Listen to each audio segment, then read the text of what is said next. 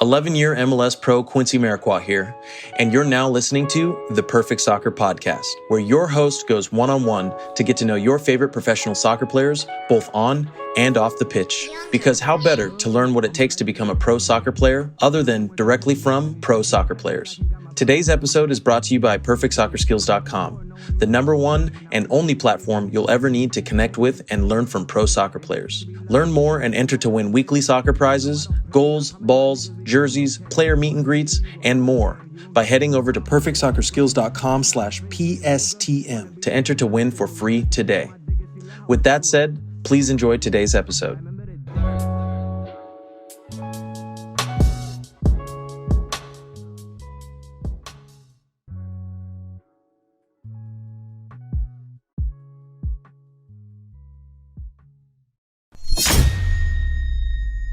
What's up, everybody? Welcome back to another episode of the Perfect Soccer Podcast. Our special guest today is Earl Edwards Jr. Earl, how's it going? I'm going really well, man. Thanks for having me. Yeah, second time. So we had to do a follow-up episode, catch up. It's been a few years. I know last time we talked to you, you were on DC United, and now you're on the New England Revolution. Like we were just chatting, I was saying you're like a certified veteran now. So how does that feel? It feels good, man. I feel like I've carried myself that way for a few years now, and now to actually be treated that way and viewed that way in the locker room has been cool and an experience I'm enjoying, and enjoyed my almost decade in the league now. Yeah, that's crazy. What's your time been like so far with the Revolution? It's been good. I've had some ups and downs. My first year here, we won the Supporters Shield, which was a great experience, really good season, and followed that up with a year that wasn't so great. I think we just missed out on the playoffs the following year, and now we've had a really good just over half a season now, and hoping to close it out strong. And it's been a good what are we coming up on? 3 years now here in New England, and I've enjoyed the ride. I've extended my contract and be here at least next year, and I'm happy to be here. Yeah, I just saw that. So congrats on that too as well. And then just going back a little bit, but like, what was your you signed, you weren't traded, right? You signed with the Revolution originally, right? How did that go? I was actually technically a free agent coming out of DC. Mm-hmm. So everything was kind of on the table. I was really planning on going back to DC, and as they were kind of trying to work things out, the Revs kind of stepped in and had an offer on the table. We were able to move quickly, so off I went. There you go. Gotcha. And then just like I was saying, now that you're even more seasoned, like you just said, almost 10 years in the league, like what have you seen change in the MLS since like the beginning of your career to like now? Man, a lot. I mean, I came in, we didn't have charter flights. League minimum was $36,000, and we had roommates. So things have changed fairly drastically. COVID played a big part in that, but I do think it's a lot of strides and jumps that the league would have made at some point, but I'm sure it was sped up by COVID. So the charter flights are nice. Getting in and out of cities day before and same night of the game, we fly out. So that part's been really convenient, and a massive changes pro athletes, and then not having roommates, things of that sort. It seems like little things, but it kind of really advances the league. And as an athlete, feeling like, I don't know, a lot of things were kind of similar to the college aspect in terms of having roommates and moving through airports and things of that sort. And now it really feels like the league again has taken a big jump, and there's a serious level of professionalism. Yeah, for sure. Like even when you say that, that's like, it sounds like crazy, but like people wouldn't even think that. I remember too, when you guys are on DC United, you and Quincy, and it was like, and Quincy was telling me like, yeah, Wayne Rooney's like on the regular flight with us. Like it's wild. And even before that, being in Orlando, me and Donovan Ricketts, one of the other goalies, we used to always mess with the car and tell him, like, if you want security, you could pay us $100 each every time we went to the airport, because it was nuts, man. Like we did not have like any official security with us. So there were multiple occasions where a couple of trainers, an equipment manager, maybe a coach or two are having to help him avoid persistent fans, annoying stuff, like just not a good situation for him to be in. But yeah, again, the league's taking the right strides to move past that. Yeah, yeah, definitely. Yeah, I think just like anything, like I think just a lot of just pro sports in general. I mean, obviously a lot of changed after 2020, and then you kind of just see more players speaking out about stuff, and things are changing. So that's like great for like everybody. Yeah. Um, and I guess like, what's your how do you prepare for games, and I guess what does preparation change like for you over the years, and like what have you learned? Yeah, just over the years. Yeah, really good question. I feel like I came into the league with the level of confidence. Obviously, I was playing in college quite a bit, so I came into the league with a high level of confidence, and I felt I was playing well my first 4 or 5 years, and never really got an opportunity in Orlando. And then went to DC, similar situation there. I was the number two at times, sometimes the number three, but honestly, never quite felt myself over those 2 years. Started working with Quincy quite a bit, and working on working on a lot of stuff mentality wise and work ethic wise, and put a lot in over those next 2 years. Again, while I was in DC, maybe my first year with the Revs, and kind of refocusing and reapproaching my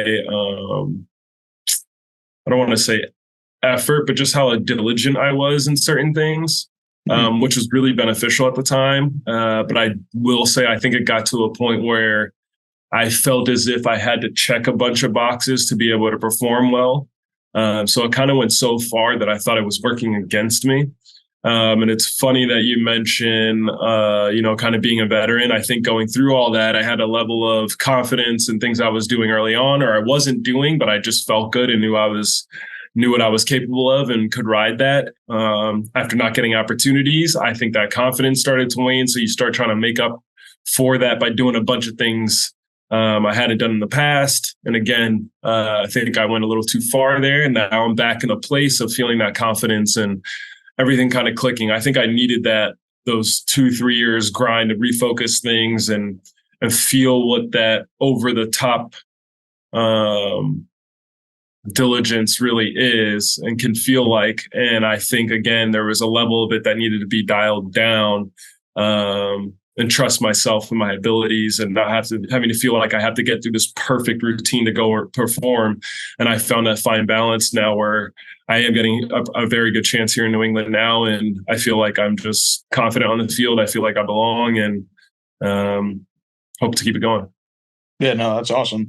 And what has it been like? I know you guys haven't. I don't think you played Messi yet since he joined the team. But like, what has it been like? Just the atmosphere, or like, has anything like changed immediately since? Even I know you're not on his team, but like, what have you seen so far?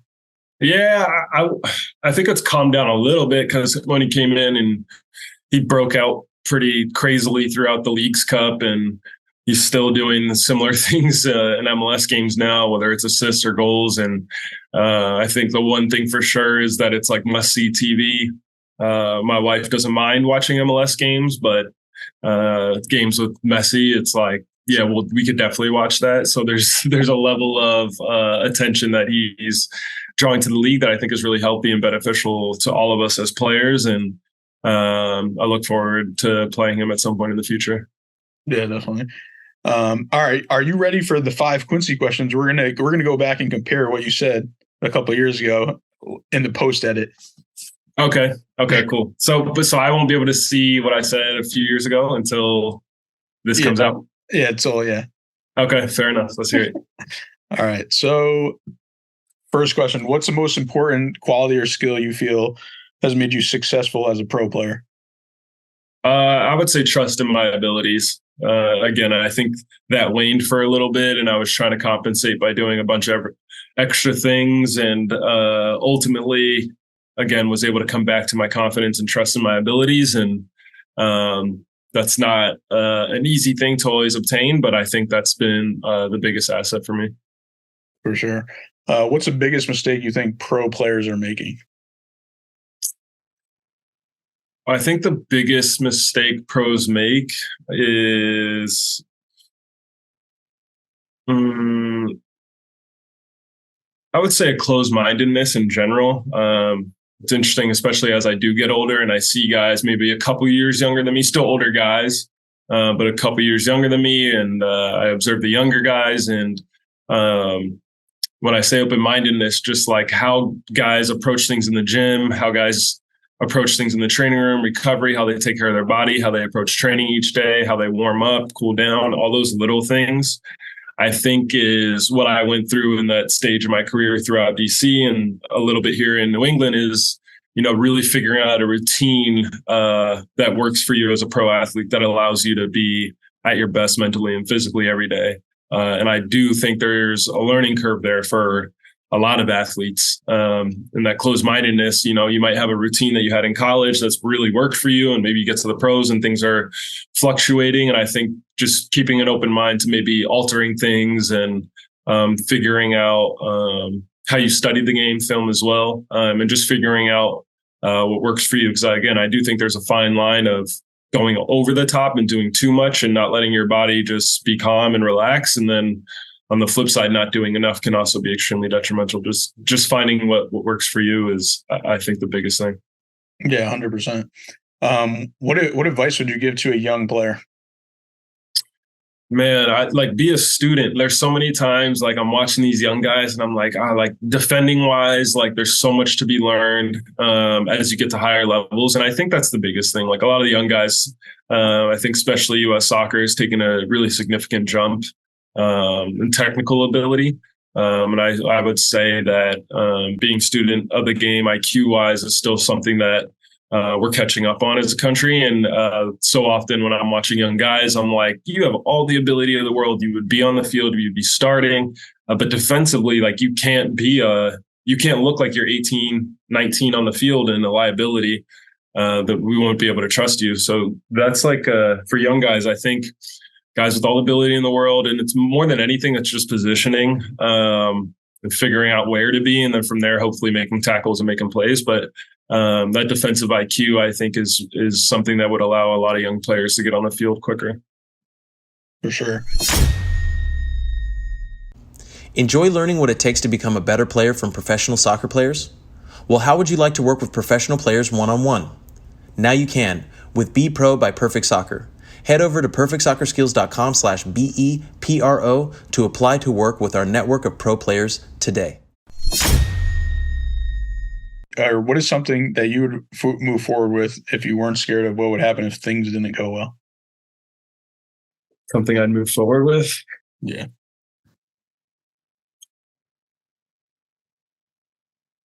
I wasn't afraid of the consequences. Ooh, having 5 to 6 kids. Yeah. All right. I get I think that would be it. I love having 2 kids. We do want more. I think we're probably going to stop at 3. I would love to have a big family, but yeah, there's a fear there. 3's a lot too. Well, yeah, 3 is a lot, but it's not 5. It's not 5 or 6. Yeah. I laughingly threw that out to my wife after very reluctantly, not even wanting 3. At some point got to the point of you know what, a big family might be nice, but there's that's a steep one. 5 or 6 kids is a lot, but it's something I thought about. Yeah, no, definitely. It's crazy. I have a nephew now, so now I kind of feel somewhat like a parent type figure. How old is he? 4 months.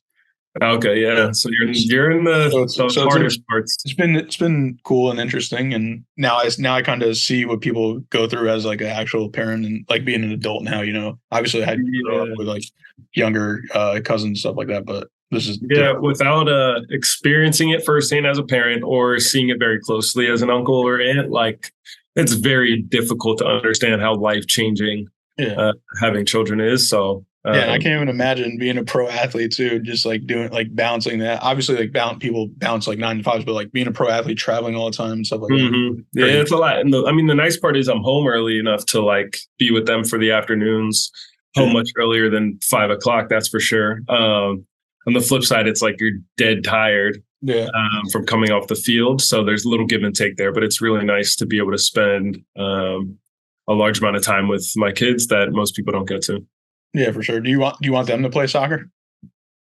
I would love that, but it's really up to them.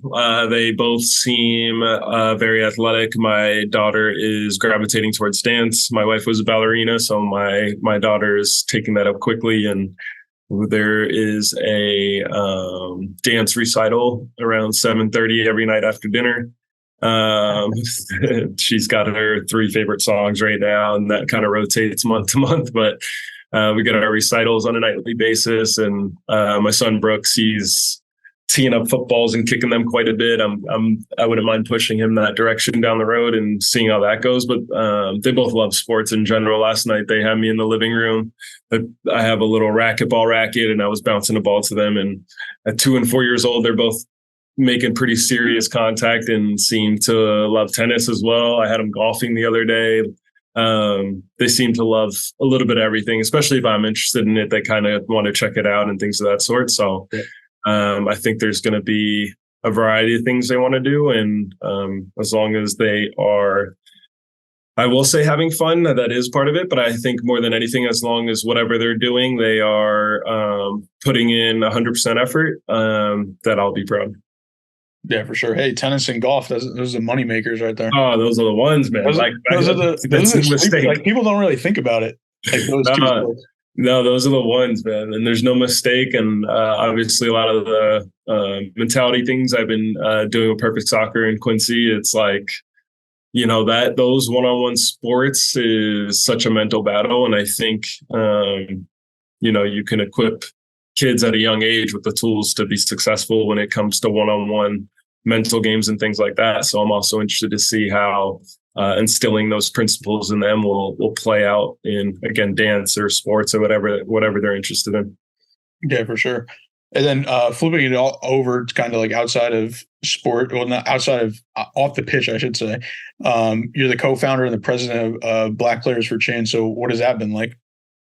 It's been really rewarding. The organization, obviously, we started back in Orlando, and there was a lot of attention and momentum for us to jump on, and we were able to do that and establish ourselves as a strong organization and a stakeholder within the MLS ecosystem to continue to affect change today and for years to come. And so that's something I'm extremely proud of. Again, it's been really rewarding. And as we get further and further from 2020 and George Floyd's death, and DE&I departments are dwindling across the country, I think it's really important to have an organization like ours, again, within the MLS ecosystem to continue to draw attention to these things and try to create an environment within our league and local communities that is as free from racism as possible. Yeah, definitely. And then, like, how has that been for you too? Just like on the business side and like working, like, not doing soccer, basically. Like what have you learned and like things like that? Like, I know, and you went to college, so have you used your college skills and all the stuff you learned too? Yeah, for sure. No, it's been really good. It's nice to have another outlet, I would say. You have fun things like we just started up our fantasy football league, and I get really into that. And obviously I have my family off the field and soccer. And so it's really nice to have something like Black Players for Change that is more so a business-minded thing where I am working very differently than I do on the field, but still working on a daily basis, answering emails and things of that sort, and managing my time and meetings and interviews and working on different committees that comes about within BPC. And again, it's been quite the commitment, a rewarding commitment, and it's something that continues to keep me busy in a healthy way. And again, something that's been rewarding and something I've enjoyed. Yeah, that's dope. All right, you ready for the last couple of questions? Some fun questions. Yeah, that's right. All right, I've been asking everybody now recently: is it soccer or football? Oh, soccer, only because I'm obsessed with American football. Who'd you want to do a jersey exchange with that you haven't done one with yet? Oh, in the league? Yeah. Who's out there? I would say It's a tough one. I'll go with, honestly, I'm trying to think of through like my close friends. That's who I go for. And the majority of them I've swapped jerseys with already. But we go to Minnesota this weekend. So maybe Dane St. Clair would be a cool one to swap jerseys. We've got a little bit of a relationship, and I think that would be pretty cool. There you go. Last one. What is something that people don't know about you? I was a really good basketball player. I don't know how many people know that, but all right. Do you think you're one of the best basketball players in the MLS? Like out of the MLS players? I would say I'm not going to go crazy. Well, we're gonna have to set this up. I would say like I'll be conservative. So I'll say I'm like top 15. All right. I think I'm probably closer to top 10. But I know, like, even on our team, I know Henry Kessler is a really good basketball player. I know Sean Johnson's a good basketball player. I don't think anyone's touching Miles Robinson from what I've heard. He could have played at Syracuse. So that's a whole nother animal. And from what he does on the field, I wouldn't question it. So I know those are like just a couple. Henry, I heard about randomly earlier this season. So I know there's guys throughout the league that just kind of sneakily, had the option maybe to even play in college that I would play conservative. But I think top 15 conservative, probably top 10. All right. I like jumper, just straight up jumper, like shooting competition. I'm going to go top 5. Yeah, I love that might have been the best answer ever for that question. All right, Earl. Well, I appreciate you coming on, and could you let the listeners know where they can follow you at? Yeah, you can follow me at it's Earl Edwards Jr. on Instagram and Earl Jr. UCLA on Twitter, or X, I should say. But yeah, those are my 2 platforms and my handles. Quincy Amarikwa here, and thanks again for listening. If you enjoyed today's episode, please be sure to share it with someone you feel will get some value from it. And if you could take a moment to leave a review of our podcast wherever you're listening and let us know who you'd like us to interview next, we'll get working on that right away. You can listen to this full episode and more at perfectsoccerskills.com/radio. That's perfectsoccerskills.com/RADIO. You can also enter to win free weekly soccer prizes, goals, balls, jerseys, player meet and greets, and more by heading over to perfectsoccerskills.com/PSTM to enter to win for free today.